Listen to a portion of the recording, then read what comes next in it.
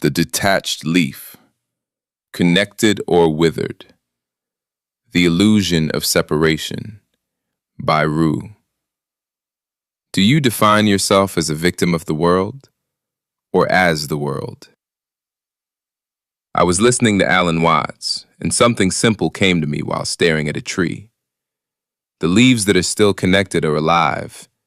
They are green. They are vibrant. They are nourished. The moment they detach, they begin to brown. They dry. They decay. Not because they are evil, not because they sinned, but because they are no longer connected to their source. Nature does not preach. It demonstrates. Watch long enough and it teaches without language.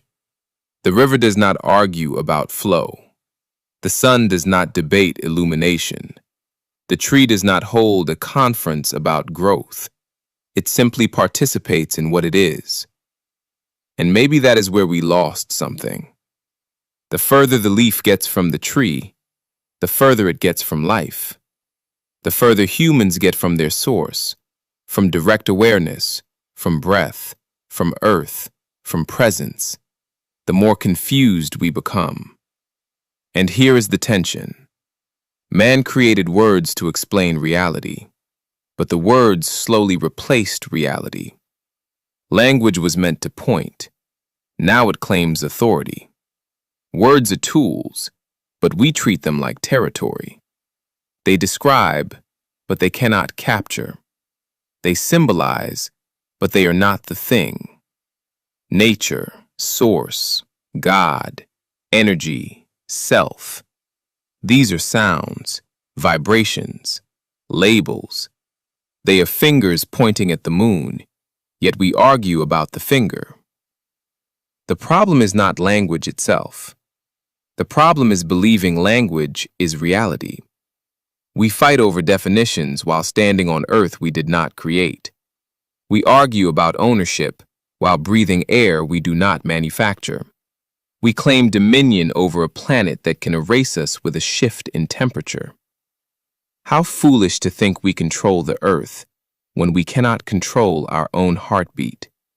How arrogant to believe we are separate from the system that grows our bones from soil. The leaf that detaches believes itself independent, until it withers. The human who believes they are separate from nature believes they are autonomous, until they suffer the consequences of disconnection, anxiety, fragmentation, overthinking, symptoms of detachment. And this brings us back to the first question: victim of the world or the world? If you think you are a victim, you see the system as external. If you think you are the world, you risk ego inflation. But what if the answer is participation? You are not separate from the tree. You are an expression of the same process, the same elements, the same forces, the same cycle of growth and decay. The ancients described forces of nature, not because they were primitive, but because they observed patterns. They saw that life is not condemnation, it is connection. Separation is illusion.